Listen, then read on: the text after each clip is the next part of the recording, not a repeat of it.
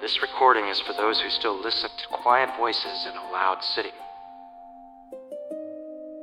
My name is Piero Joplin, natural philosopher, inventor, former student of the Academy of Natural Philosophy, maker of Piero's spiritual remedy, builder of devices, improvements, tools, lenses, and one very particular mask that changed the shape of Dunwall's history. At least that is how others might describe me. I would describe myself more carefully. I was a man in a workshop beneath an old pub, trying to make sense of a city that had stopped making sense long before the plague arrived. I was a man with shaking hands, too many ideas, too little sleep, and a mind that was often louder than the machinery around me. I was not a soldier. I was not an assassin. I did not stand in Parliament. I did not command the watch. I did not kneel in the abbey and call certainty holy. I built things. And in Dunwall, building things is never innocent. Before I begin, if you are listening to this in the dark, perhaps with rain against the window or the low hum of machinery somewhere nearby, stay with me for a while. If you enjoy these quiet stories from Dunwall, leave a like and subscribe. There are many records in this city. Many voices, many little truths left behind in drawers, laboratories, shrines, alleys, and old audiographs. Some stories belong to killers and rulers. This one belongs to a man who stood behind the machines and watched events move faster than conscience. I will tell you what I knew, and I will tell you what I did not know. That distinction matters. A man may be guilty for what he does. He may also be guilty for what he chooses not to ask. When the Empress Jessamine Kaldwin was murdered, I did not see it. I was not at Dunwall Tower. I did not see the assassins appear, did not see Dowd the Blade, did not see the Lord Protector restrained, did not hear Emily cry out for her mother. I knew what most people knew first, the official story. Corvo Attano, Royal Protector, accused of murder. Emily Kaldwin missing. The spymaster Hiram Burrows rising in authority while the city staggered under fear and plague. But Dunwall is a machine of whispers. The official story entered through one door, doubt entered through another. Even before the Loyalists gathered properly, many of us understood that something in the story did not fit. Corvo had served the Empress. Everyone knew that. He was not a court ornament, not a noble pretending at loyalty, not some man who loved ceremony more than duty. He was quiet, disciplined, and close to the imperial family. Too close, perhaps, for some. But murderer? Abductor of Emily? No, that sounded less like truth and more like a lock designed after the door had already been closed. Admiral Havelock believed Burrows had seized the moment. Lord Pendleton believed the old order could be restored, provided the right people helped restore it. Overseer Martin believed the Abbey could be turned against its own corruption, or perhaps placed under better management. Men like that always speak of better management. And I believed we needed tools. That is how I came to the Hound Pits Pub. It was not a glorious headquarters. It was damp, old, and full of the smell of river water, wood, smoke, bottles, dust, and men pretending they were not afraid. But it was hidden enough, useful enough, and Havelock owned it. That made it ours. The Loyalist Conspiracy, they called it. A small phrase for a dangerous thing. A handful of people, an old pub in the quarantined Old Port District, and a plan to overthrow the Lord Regent and restore Emily Kaldwin to the throne. I was not blind to the danger. I knew conspiracies were machines with too many exposed gears. One bad part could take off a hand. One loose tongue could hang us all. But I believed then that our purpose was clean enough to justify the risk. The empire had been stolen. A child had been taken. A loyal man had been condemned. The plague was swallowing the poor, and Burrows was tightening his grip around the city's throat. So I worked. When Corvo came to us after escaping Coldridge, I saw a man who had been turned into a weapon by other people's fear. He had been beaten down, framed, caged, prepared for death, and then delivered to us as if fate had placed him on Havelock's doorstep. But fate is a word people use when they do not want to name the hands involved. We helped free him. We needed him. That is the simple truth. I built his mask. People ask about the mask. They always do. They imagine it as a thing of menace first, a skull-like face for an assassin. They are not entirely wrong. It was meant to hide him, to protect him, to filter air, sharpen vision, give him a face the City Watch could fear without fully understanding. Dunwall had already taken Corvo Old Face and written traitor across it. I gave him another. But when I worked on that mask, I was not thinking only of fear. I was thinking of survival. A man hunted by an entire city cannot move openly. A man accused by the state cannot clear his name by walking politely to the front gate.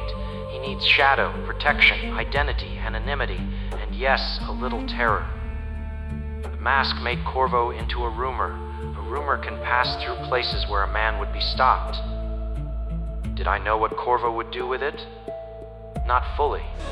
I knew the Loyalists had targets. Campbell, the Pendleton twins, Sokolov, Lady Boyle, Burrows, names spoken in rooms with maps and empty glasses. I knew Corvo would be sent into danger. I knew he might kill. I knew he might spare. I knew less than I pretended, and more than would have made innocence comfortable. That is the nature of a workshop. Men come downstairs and ask for devices. They do not always say what they will be used for. The inventor may choose not to ask because the answer would change the shape of his sleep. High Overseer Campbell was one of the first names to pass through the pub with weight around it. I did not know the full details at first. I knew Campbell was powerful, corrupt, and dangerous. I knew the Abbey served as a wall against the outsider's influence. But walls can become prisons, and the Abbey had made a craft of fear. I knew Captain Curnow was in danger, though Callista felt that danger more personally than any of us. Corvo went to the office of the High Overseer, and when he returned, Campbell's place in the world had been broken. How exactly? That depended on Corvo. That was one of the strange things about those days. We sent him out with a purpose, but the manor belonged to him. Havelock spoke as if the plan moved cleanly from one step to the next. Pendleton spoke as if every result was political necessity. Martin had his own religious arithmetic, but Corvo carried the consequences in his hands. He decided in the moment what shape justice took. I was in the workshop when many of these decisions happened far away. I heard the results afterward, sometimes through Havelock, sometimes through Pendleton, sometimes through Samuel, who said less but saw more, sometimes through the atmosphere of the pub itself. When Emily was rescued from the Golden Cat, the whole Hound Pits changed. That is the part I remember most clearly. Not a speech, not a plan, the change in the air. A child had returned to a place full of conspirators, and suddenly all our words about restoration had a face. Emily Kaldwin was not only the rightful heir, she was a young girl who had watched her mother die and had been passed through hands that wanted to use her. The Loyalists said they wanted to protect her. I believe some of us did. Callista certainly did. She cared for Emily not as a symbol but as a child. That made her better than the rest of us. I saw Emily around the pub sometimes. Small, bright, watchful. Too watchful. Children should not have to study adults for danger so early, but Dunwall had already taught her. She understood more than people thought.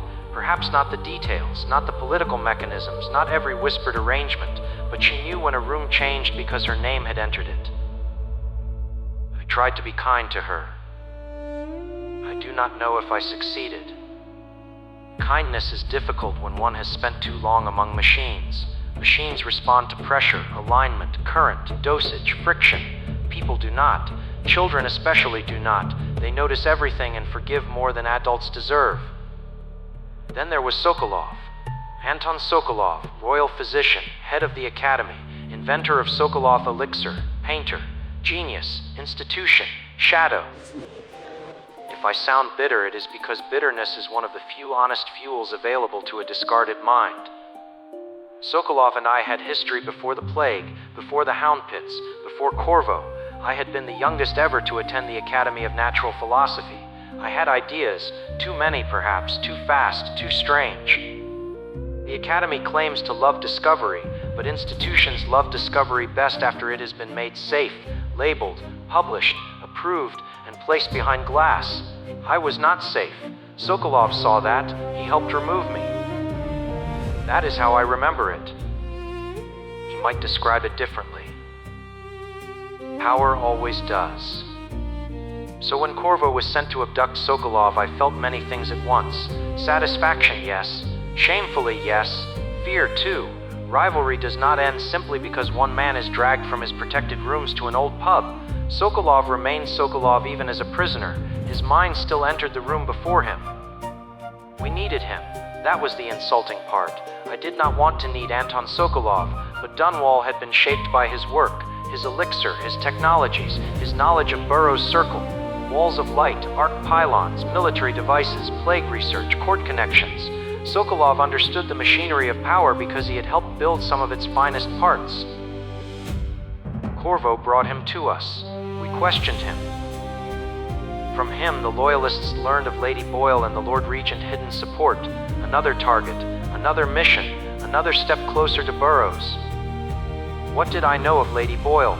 Very little directly. A name, a fortune, a masquerade, a woman entangled with the Regent's survival. Dunwall favored class is very good at turning blood into perfume. Money moves through elegant rooms, and by the time it reaches the streets, it has become a watchtower, a weapon, a quarantine order, or a corpse no one important has to see.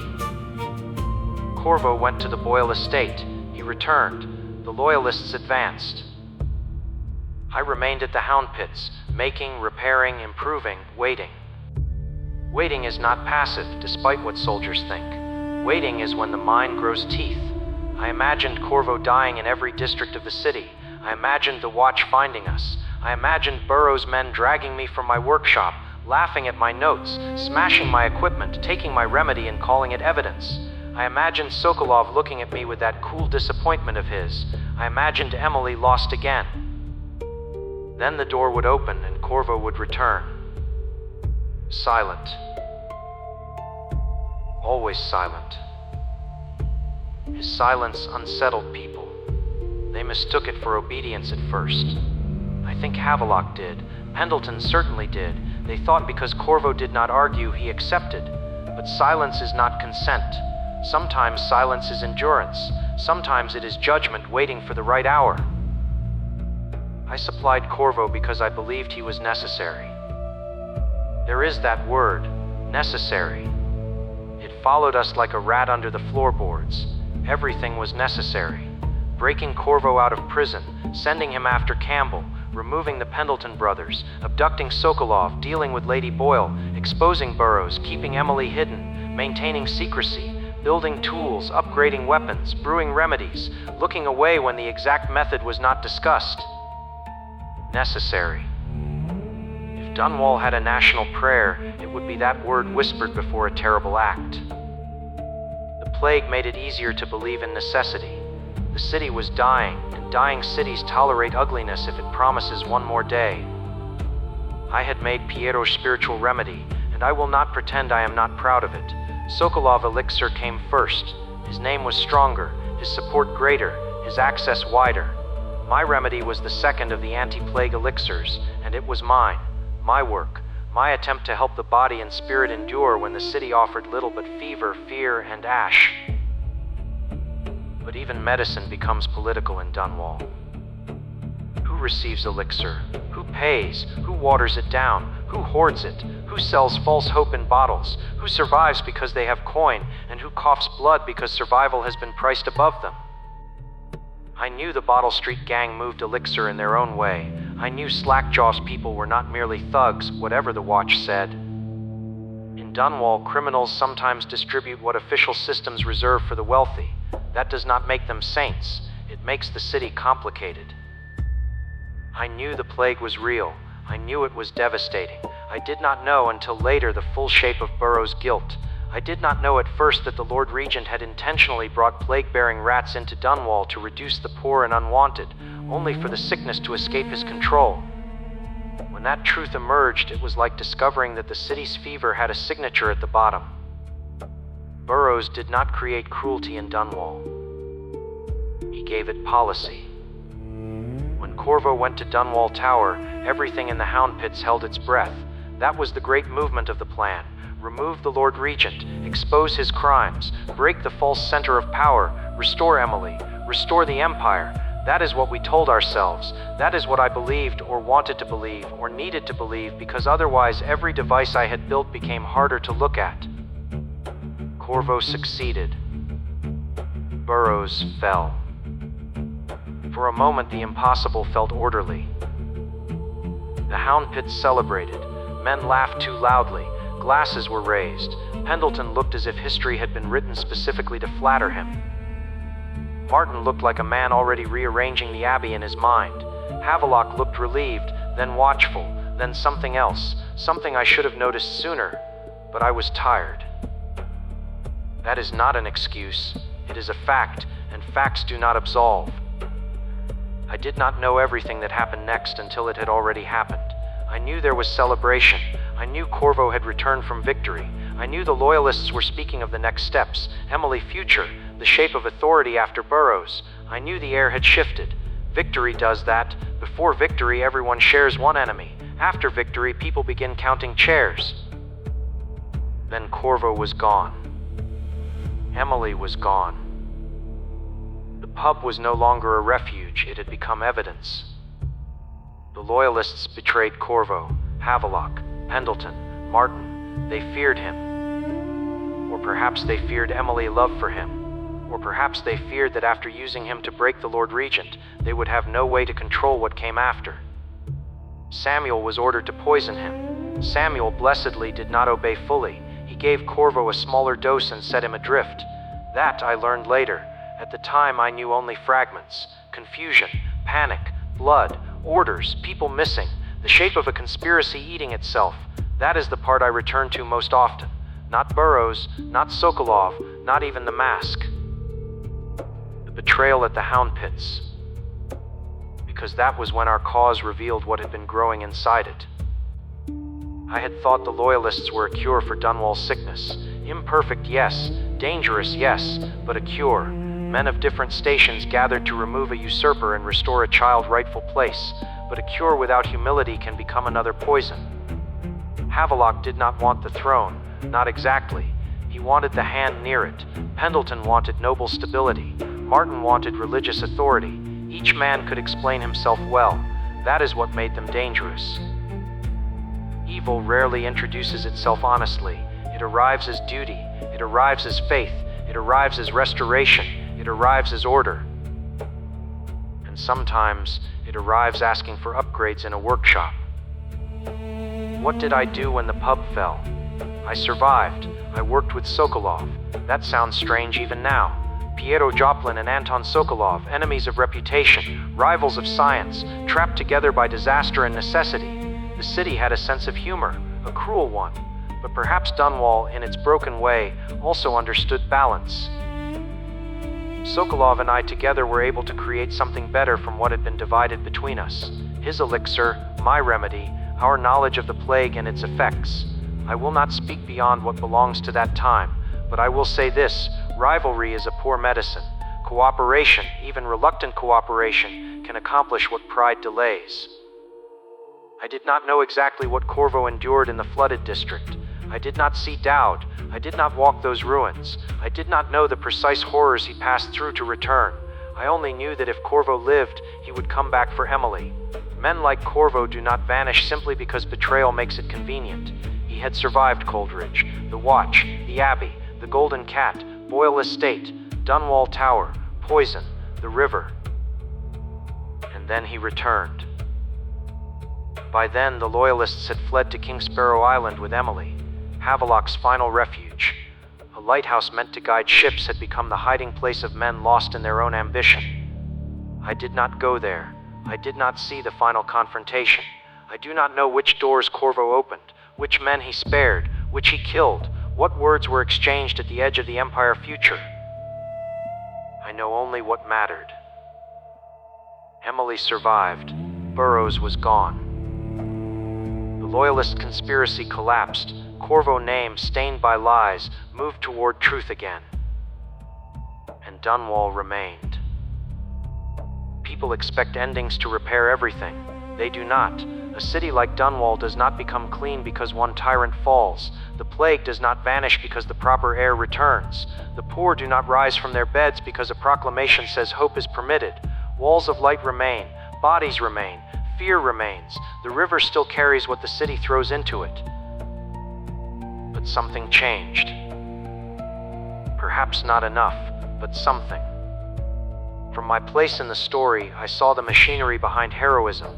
I saw the tools, the fluids, the locked doors, the half-truths, the maps, the anxious servants, the waiting boatmen, the child in hiding, the exhausted caretaker, the ambitious men, the prisoner scientist, the masked protector. I saw how history is not made only by grand declarations. It is made in workshops, in small repairs, in the decision to hand someone a mask, in the choice to brew one more bottle, in the shame of realizing your invention has blood on it, in the hope that its next use may save a life. I did not know everything. That is important. I did not know Burrows' full guilt when the conspiracy began. I did not know every method Corvo would use. I did not know Havelock would betray him. I did not know Emily would be taken again. I did not know Samuel would choose conscience over obedience. I did not know Sokolov and I would one day work together instead of simply resenting each other across the ruins of our reputations. But ignorance is not innocence. A man in Dunwall can know only part of the machine and still help it run. That is what troubles me. When I built Corvo Mask, I built protection and terror. When I made my remedy, I made healing and commerce. When I joined the Loyalists, I joined restoration and betrayal. When I hated Sokolov, I fed the same pride that had wounded me. When I served a cause, I risked becoming blind to the people inside it. Natural philosophy teaches that every effect has a cause. Life teaches that causes are rarely clean. What was Dunwall during those days? A city of rats and bells. A city of plague carts and noble parties. A city where the poor died first and the wealthy called that unfortunate. A city where science built wonders and weapons from the same metal. A city where the abbey feared the outsider while committing very human cruelties. A city where criminals sometimes kept people alive and officials sometimes condemned them to death. A city where a silent man in a mask carried the fate of an empress through sewers, rooftops, brothels, estates, prisons, flooded ruins, and finally a lighthouse. And me? I was downstairs, turning screws. That sounds small. It was not. Nothing is small when attached to consequence. I have spent much time wondering whether knowledge makes people better. Once I believed it must. If a man understands disease, surely he will fight it. If he understands suffering, surely he will reduce it. If he understands the mechanism of oppression, surely he will dismantle it. But Dunwall taught me a harder lesson. Knowledge does not make people better. It makes them more capable. Goodness must come from somewhere else. Perhaps from mercy, perhaps from humility, perhaps from the memory of being discarded, perhaps from looking at a child like Emily and remembering that no throne, no conspiracy, no technology, no doctrine, and no empire is worth more than the person forced to carry its weight. If I could speak to Corvo now, I do not know what I would say. Thank you, perhaps. I am sorry, certainly. I gave you a mask because the city had stolen your face. I hope it did not steal the rest of you. If I could speak to Emily, I would say forgive none of us too easily. We all saw you through the needs we carried. Air, symbol, future, legitimacy, hope. Some loved you better than others. Callista did, Corvo did, Samuel perhaps in his quiet way. The rest of us should have tried harder to see the child before the crown. If I could speak to Havelock, I would ask when duty became hunger, but I think I know the answer. It happens slowly. It always does. If I could speak to Sokolov, I would say that rivalry wasted time the plague did not spare, and then, because I am still Piero Joplin, I would remind him that my remedy had merits of its own. One must preserve some dignity. And if I could speak to you, listener, outside Dunwall, outside the plague year, outside the shadows of the Hound Pits, I would say this. careful with the things you build. Not only machines, causes, names, stories, loyalties, excuses, systems, revolutions, masks, especially masks. They may protect what is underneath. They may also make it easier to forget the face. This has been Piero Joplin, natural philosopher, inventor, loyalist though not always wisely, witness though not always fully informed, a man who tried to make cures in a city very skilled at turning them into curses. If this record has value, then let it be this. Dunwall was not saved by one man, one machine, one remedy, one conspiracy, or one throne. It was saved, if it was saved at all, by choices.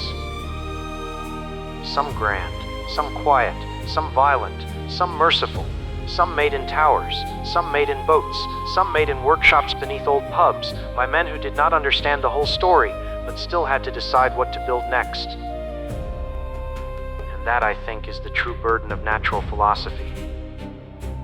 Not to know everything, but to know enough to hesitate before giving power another tool. Audiograph recording ends.